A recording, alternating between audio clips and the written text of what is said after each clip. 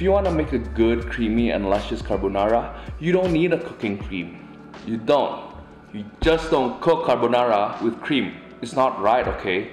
All you need is a good cheese, some high quality eggs, and the right choice of meat. So let's cook, shall we? Alright, one of the most important components in making a good carbonara is the meat, which should have a high fat in it. To that, you're going to slice that meat for no reason and cut it about 1 centimeter thick. You can use as much meat as you want for your carbonara, but I'm only using 150 grams of it. Then cut them again another 1 centimeter width to get something like this. I'm using smoked guanciale, but you can use other meat such as pancetta or even bacon.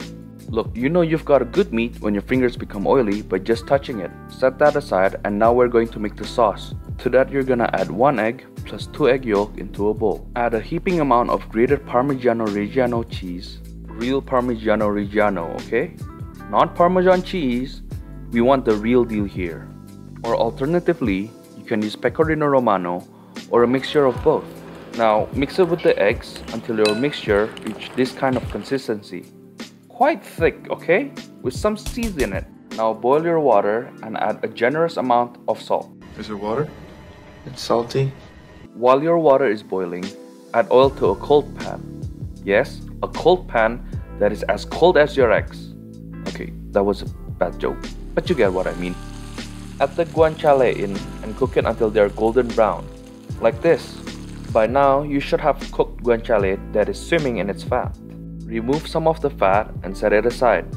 You might want to keep some of the fat for flavor. Once your water is boiling, add your spaghetti in and cook them until they are just shy of al dente. Reserve some of the pasta water that is to be used for later and strain the spaghetti out. Add it to the guanciale and stir them so that the fat could be absorbed by the spaghetti. You know, to give them a nice salty and umami flavor to it. Now here's a little trick. Before you add your sauce in, add some of the starch water to the sauce. This way, it will help your sauce to not become a scrambled egg. Now, pour the sauce in and start mixing them. And make sure you lower your heat before you add the sauce, okay? Add some of the pasta water and stir them, in which I totally forgot to shoot. But this will help to make your spaghetti creamier. So don't forget this step, okay? And that's it, your homemade traditional carbonara.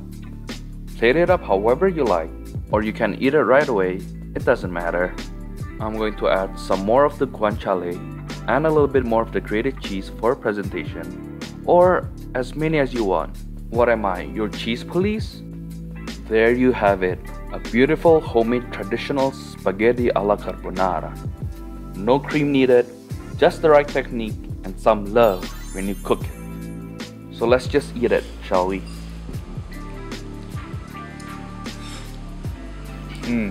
Nod of approval? Let me get a second bite. Yep, it's good, creamy, and a good balance of saltiness from the fat. Can't resist it. So, goodbye, and see you next time.